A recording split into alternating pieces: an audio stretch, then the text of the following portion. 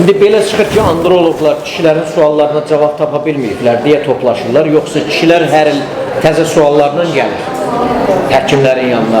Bugünkü konferans haqqında fikirlər? Bugünkü konferans haqqında yəni ki, bu ümumiyyətlə Azərbaycan androloqlarının 23-cü toplantısıdır. Yəni ki, hər biri, yəni ki, ilkin birincidən başlayaraq hamısı uğurla keçibdir. İştirakçıların sayını özünüz görürsünüz, qonaqları da görürsünüz.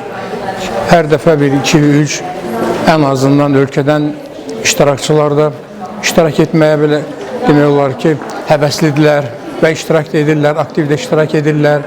O ki, qaldı ki, sualların verilməsi ümumiyyətlə kişilərin problemlərinə, problemlər necə var, edə qalır, köhnədir, problemlər köhnədir. Sadəcə zəruriyyət nədən yaranır? Gündə dünyada heç olmasa ən azı 50, 60, 70 böyük bir tədqiqatın nəticələri nəşr olunur.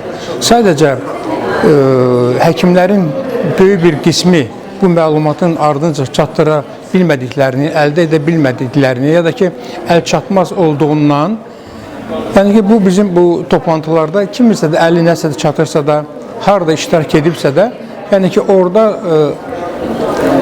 olan, danışılan, deyilən, müzakirə olunan mövzularla sadəcə vətəndə, kolleqalarla paylaşmaqdan gedir söhbət.